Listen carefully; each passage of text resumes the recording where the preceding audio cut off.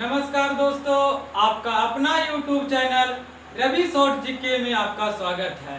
तो आज है 23 जून और 23 जून से जितने सारे महत्वपूर्ण करंट अफेयर बना है जो हम आपके बीच लाए हैं और हम आपके बीच वही प्रश्न लाते हैं जो परीक्षा में पूछने की संभावना रहता है। तो चलिए शुरू करते हैं। तो आज का फर्स्ट प्रश्न है कि हाल ही में फुटबॉल में सुनील छेत्री ने 129 मैचों में 84 गोल करके कौन सा स्थान पर पहुंच गए हैं? तो कौन से स्थान पर पहुंच गए हैं? तो 5वां स्थान पर पहुंच गए। कौन? 5वां स्थान पर। यानी आपसे पूछ दिया जाए कि सुनील छेत्री 129 मैचों में 84 गोल करके कौन से स्थान पर पहुंच गए हैं? तो 5वें स्थान पर पहुंच गए हैं। और पहले स्थान पर कौन है? तो रोनाल्डो है। कौन है? रोनाल्डो। अब देखिए आगे का प्रश्न है कि हाल ही में बालिका पंचायत शुरू करने वाला देश का पहला राज्य कौन बन गया है? तो गुजरात बन गया है। कौन बन गया है?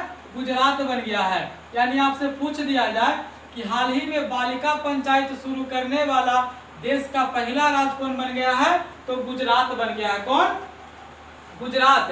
और आपको बताए थे कि बच्चों के लिए अखबार लॉन्च करने वाला भारत का पहला राज्य असम है। और आपको बताए थे कि असम में सबसे महंगी चाय जिसका नाम था मनोहरी टी, उसका कीमत था 99,999 रुपया प्रति केजी। यानी आपको याद रखना है कि बाल बजट पेश करने वाला भारत का पहला राज्य मध्य प्रदेश, बच्चों के लिए अखबार लॉन्च करने वाला भारत का पहला राज्य तो हो जाएगा असम। आपसे पूछ दिया जाए कि हाल ही में बालिका पंचायत शुरू करने वाला भारत का पहला राज्य तो गुजरात है। और गुजरात के बारे में आपको याद होना चाहिए कि स्टील सैलेक से बनी 6 लेन की पहली सड़क का उद्घाटन गुजरात में किया गया है। ड्रोन द्वारा इंडिया पोस्ट मेल शुरू करने वाला पहला राज्य गुजरात है। पहले नैनो यूरिया संयंत्र का उद्घाटन कलोल गुजरात में किया गया। कहाँ में? गुजरात में। यानी आपको इतना गुजरात के बारे में याद होना चाहिए। अब देखिए आगे का प्रश्न है कि हाल ही में 14वां ब्रिक्स शिखर सम्मेलन का आयोजन कहाँ में होगा? तो ये होगा बीजिंग में होगा। कहाँ में? बीजिंग। और बीजिंग कहाँ में है? तो चीन में है। कहाँ में? चीन में। यानी आपसे पूछ दिया जाए कि हाल ही में 14वां ब्रिक्स शिखर सम्मेलन का आयोजन कहाँ में होगा? तो बीजिंग में होगा। और बीजिंग कहाँ में है? तो चीन में है। अब देखिए आगे का प्रश्न है कि हाल ही में किस देश को फिर से फाइनेंशियल एक्शन टास्क फोर्स में शामिल किया गया है ग्रे लिस्ट में? तो किसे शामिल किया गया है?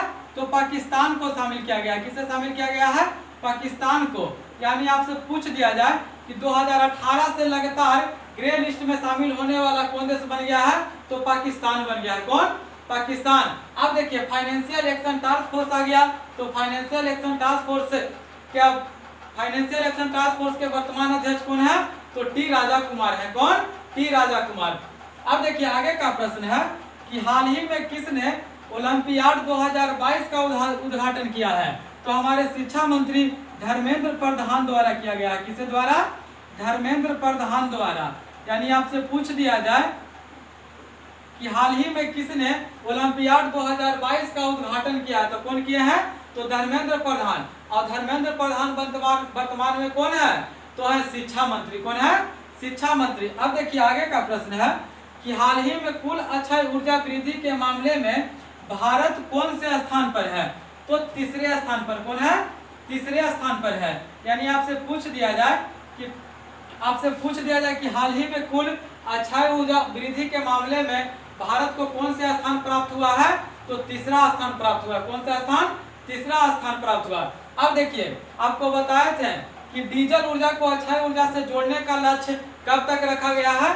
तो 2024 तक रखा गया है। कब? 2024। अब देखिए डीजल ऊर्जा को अक्षय ऊर्जा से जोड़ने का लक्ष्य 2024 तक रखा गया है। इसे याद कैसे करेंगे? तो डीजल पेट्रोल टंकी पर, यानी कि डीजल पेट्रोल टंकी पर क्या चीज 24 घंटा मिलते रहता है। तो क्या चीज हो जाएगा? तो डीजल ऊर्जा को अक्षय ऊर्जा से जोड़ने का कितना तक लक्ष्य रखा गया है? तो 2024 तक रखा गया। अब देखिए और पानी को याद रखना है कि हर घर जल योजना का लक्ष्य कब तक रखा गया है? तो 2024 तक ही रखा गया। आपको बताया था कि रेलवे द्वारा विद्युतीकरण करने का लक्ष्य कब तक रखा गया है? तो 2024 तक रखा गया। यानी कि 2024 तक कितना लक्ष्य आपको याद होना चाहिए।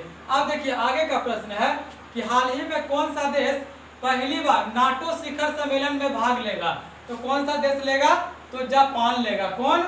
जापान। यानी आपसे पूछ दिया जाए कि नाटो शिखर सम्मेलन में कौन सा देश पहली बार भाग लेगा? तो जापान लेगा। और जापान के वर्तमान में प्रधानमंत्री कौन है? तो फूमियो किशिडो है। कौन? फूमियो किशिडो। अब जैसे ही जापान आया तो आपको याद होना चाहिए कि धर्म गॉर्जियन का संबंध कौन से देश से है? तो भारत और जापान से है। और देखिए जापान का बात आया है तो भारत में बुलेट ट्रेन चलेगा, जो कौन सी देश की सहायता से चलेगा? तो जापान की सहायता से चलेगा। यानी इतना आपको जापान के बारे में याद करना है। अब देखिए आगे का प्रश्न है, और आगे का प्रश्न कुछ प्रधानमंत्री और कुछ राष्ट्रपति हैं, तो आपको हम बोलते जा रहे हैं, आप सुनते जाइएगा। देखिए हाल ही में कोलंबिया के नए राष्ट्रपति किसे बनाया गया है? तो गुस्तावा पेट्रो को बनाया गया। किसे? गुस्तावा पेट्रो को। यानी आपसे पूछ दिया जाए कि कोलंबिया के नए राष्ट्रपति गुस्तावा पेट्रो, ऑस्ट्रेलिया के नए प्रधानमंत्री एंथनी एल्बनीज, दक्षिण कोरिया के 13वें राष्ट्रपति यूंग सोंग योल, फ्रांस की पहली महिला राष्ट्रपति एलिजाबेथ बोर्न, पाकिस्तान के नए प्रधानमंत्री शहबाज शरीफ, जापान के नए प्रधानमंत्री फूमियो किशिडो, बारबाडोस के नए प्रधानमंत्री मिया मोटली। और आपको बताए थे कि हाल ही में फ्रांस की पहली महिला राष्ट्रपति बनी है एलिजाबेथ बोर्न। यानी कि एक बार और सुन लीजिए, कोलंबिया के नए राष्ट्रपति गुस्तावा पेट्रो, ऑस्ट्रेलिया के नए प्रधानमंत्री एंथनी एल्बनीज, दक्षिण कोरिया के नए राष्ट्रपति यूंग सोंग योल, भारत की पहली महिला राष्ट्रपति एलिजाबेथ बोर्न, पाकिस्तान के नए प्रधानमंत्री शहबाज शरीफ, जापान के नए प्रधानमंत्री फूमियो किशिडो।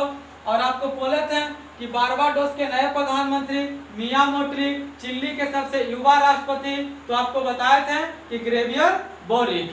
यानी कि जितना प्रधानमंत्री और राष्ट्रपति था आपको बताए हैं। आपसे पूछ दिया जाए कि जर्मनी के नए चांसलर कौन है? तो ओलाफ शोल्क है। कौन? ओलाफ शोल्क है। अब देखिए आगे का प्रश्न है कि हाल ही में किसने सैयद मोदी बैडमिंटन 2022 का खिताब जीता है? तो कौन जीता है? तो पीवी सिंधु जीता है। कौन? पीवी सिंधु। यानी आपसे पूछ दिया जाए कि हाल ही में किसने सैयद मोदी बैडमिंटन 2022 का खिताब जीता है? तो सैयद मोदी जीता है। कौन?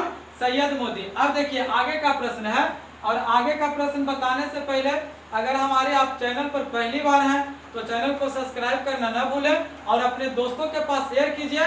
देखिए हम आपके लिए सुपर संडे का क्लास लाते हैं जिसमें शॉर्ट वीडियो डालते हैं, सुपर मंडे का क्लास लाते हैं उसमें करीब 50 से 60 प्रश्न रहता है। इस बार तो नहीं डाल पाए थे क्योंकि हमारे तरफ इंटरनेट नहीं चल रहा था, तो इसलिए हम नहीं डाल पाए थे। तो देखिए हम आपके लिए इतना मेहनत करते हैं, तो आप अपने भाई के लिए इतना मेहनत कीजिए कि आप हमारे चैनल को दोस्तों के पास शेयर कीजिए, और हमारे चैनल पर आप पहली बार हैं तो चैनल को सब्सक्राइब करना न भूलें। और दोपहर 1 बजे टेलीग्राम पर आप जरूर जुड़िए, करंट अफेयर का टेस्ट होता है।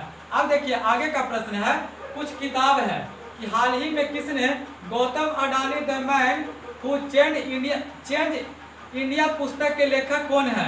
तो RN भास्कर है। कौन है? RN भास्कर। यानी आपसे पूछ दिया जाए कि Gautam Adani the man who change India पुस्तक के लेखक कौन है? तो RN भास्कर है। कौन है? RN भास्कर। आपसे पूछ दिया जाए कि कवि तो ब्रिटेन पुस्तक के लेखक कौन है? तो ममता बनर्जी है। इंडिया स्टोरी पुस्तक के लेखक कौन है? तो बिमल जा रहा है। आपको बताए थे कि मॉडर्न इंडिया पुस्तक के लेखक पूनम दलाल दहिया है। उड़ान एक मजदूर बच्चे की पुस्तक के लेखक मिथिलेश तिवारी है। द लिटिल ऑफ इंडिया पुस्तक के लेखक रस्किन बॉन्ड है। कौन है? Ruskin bond. यानी आपको इतना याद रखना है कि Gautam Adani the man who change India पुस्तक के लेखक RN भास्कर हैं। कविता विंटर पुस्तक के लेखक ममता बनर्जी है। इंडिया स्टोरी पुस्तक के लेखक बिमल जारा है। उड़ान एक मजदूर बच्चे के लेखक मिथिलेश तिवारी है। द लिटिल ऑफ इंडिया पुस्तक के लेखक रस्किन बॉन्ड है। मॉडर्न इंडिया पुस्तक के लेखक पूनम दलाल दहिया है। गांधी के हत्यारे द मेकिंग इंडिया पुस्तक के लेखक धीरेन्द्र के झा हैं। आपको बताए थे एक और पुस्तक फियरलेस गवर्नेंस पुस्तक के लेखक कौन है? तो किरण बेदी है। यानी इतना आपको किताब के बारे में याद होना चाहिए। तो देखिए इसको आप स्क्रीनशॉट ले लीजिए, किताब के नाम अगर नहीं आ रहा है तो थोड़ा सा इसको हम जूम कर दे रहे हैं, आप इसको स्क्रीनशॉट ले लीजिए। ऐसा तो सभी आ जा रहा है लेकिन थोड़ा सा इसको ऐसे कर दे रहे हैं, इसका आप स्क्रीनशॉट ले लीजिए। और आप लोग को अगर लगता है कि हम आपके लिए वीडियो जो बनाते हैं आपके लिए फ़ायदेमंद है तो आप अपने भाई को सपोर्ट कीजिए, चैनल को शेयर कीजिए और हमारे चैनल पर आप पहली बार हैं तो चैनल को सब्सक्राइब करना ना भूलें और हमारे वीडियो के अंत तक बने रहने के लिए बहुत बहुत धन्यवाद। जय हिंद, जय भारत।